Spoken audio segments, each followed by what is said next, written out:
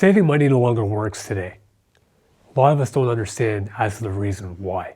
So in his infamous book, Rich Dad Poor Dad, Robert Kiyosaki talked about why savers are losers. And what he meant by that is, if we're saving money, we're losing purchasing power. The reason for inflation is essentially dilution of the money supply. As they print more currency, we essentially have our money diluted. If we're not getting paid or incented to keep money in the bank, we're not going to. And why would we? With inflation and the prices rising all the time, we're definitely encouraged to keep spending. And that's what keeps the economy going, which helps their economy. It doesn't really do so much for our economy.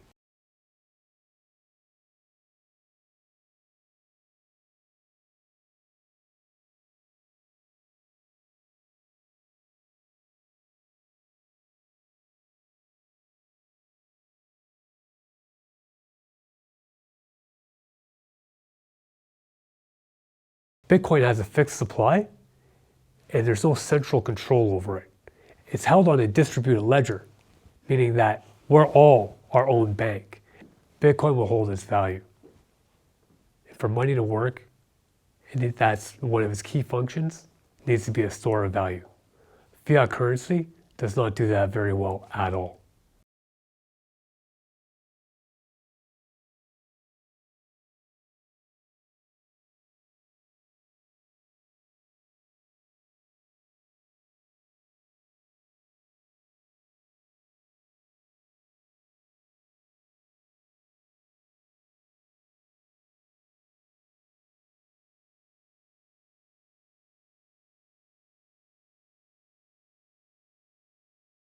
So a lot of people still struggle to understand where cryptocurrency gets its value from.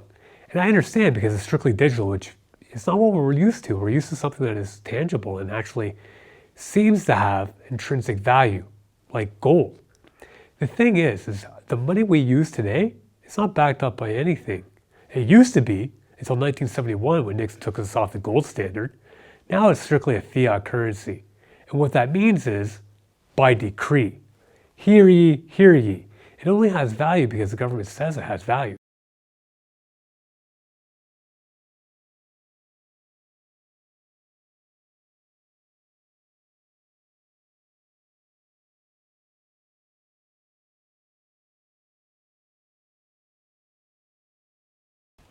Many of us understand what inflation is.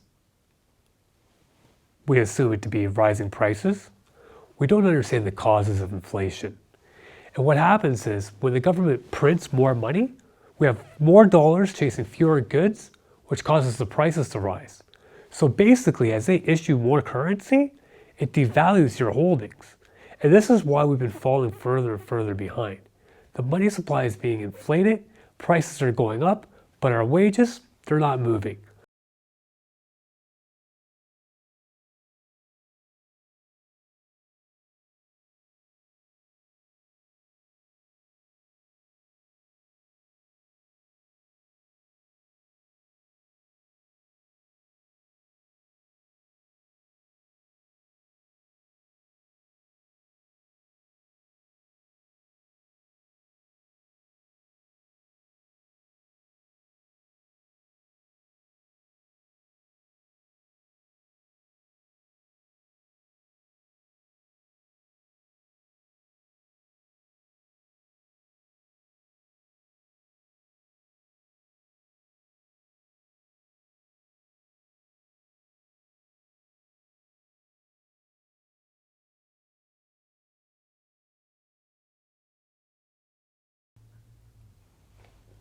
A lot of people are worried about Bitcoin and its legitimacy because it has a lot of volatility in it.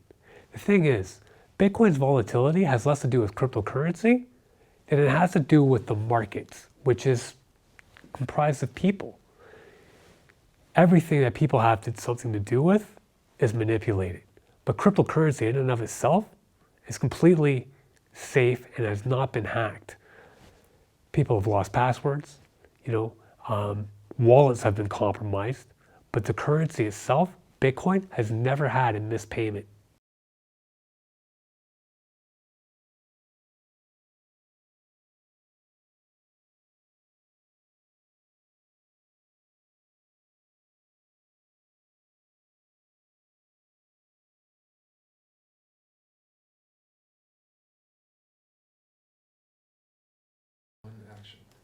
A lot of us are yet to really understand how much decentralized finance, or DeFi, is going to bring to the table. DeFi, or decentralized finance,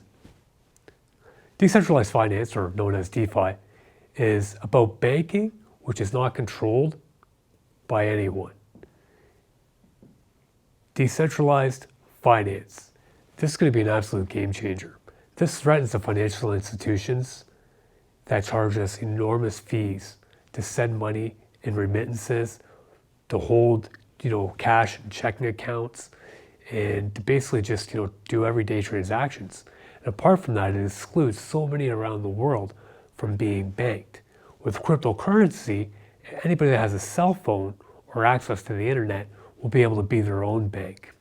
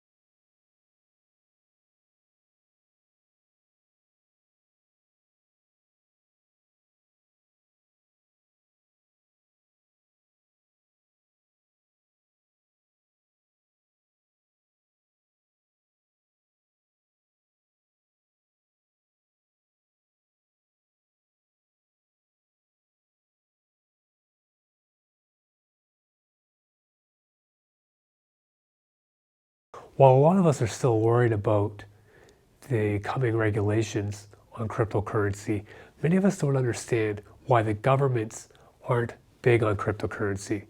And it's for the simple fact that it's competition. Governments are desperately trying to regulate cryptocurrency to bring it under their control. This was actually created to give us an alternative to something that was centralized and controlled by the governments. Cryptocurrency will allow us to transact peer-to-peer without taxes and minimal fees. Cryptocurrency, or Bitcoin, has gotten so big now that the governments can't ignore it. And while they've been anti from the start for obvious reasons, it's competition to them and they can't accept it as taxes, at least not yet. What they're ultimately looking to do is to bring it under their control because they don't want competition. So they've gone from saying that only, the underworld uses this to actually going out and issuing their own cryptocurrencies, which are known as CBDCs, or central bank digital currencies. This will do nothing more than help them to track our every movement.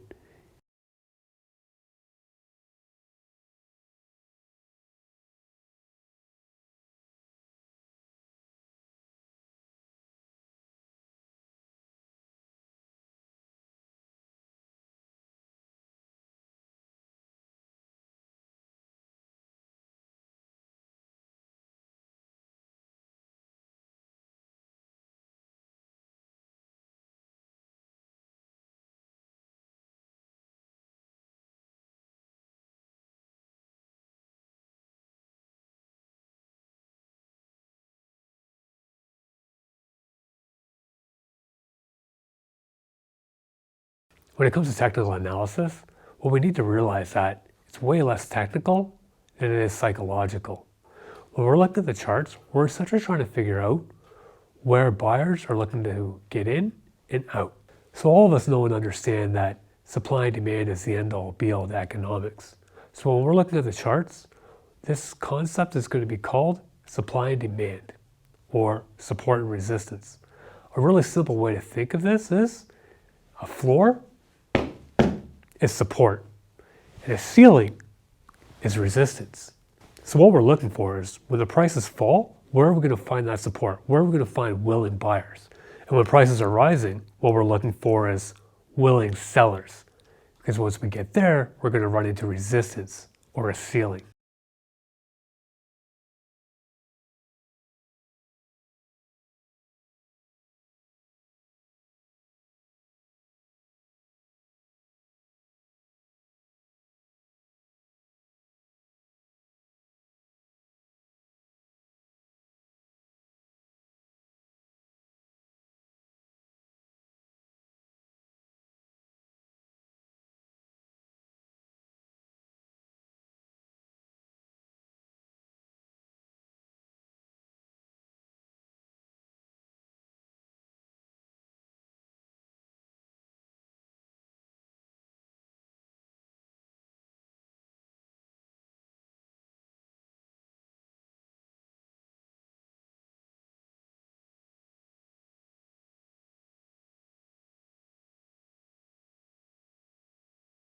When looking at the charts, there's numerous technical indicators and patterns.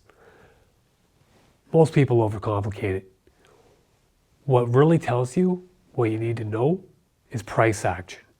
The important thing to remember when you're looking at charting is that it's not an exact science, it's more of an art form. You want to understand the emotions and psychology behind what people are doing in the market. Essentially, you got to remember what something is worth is whatever somebody else is willing to pay for it.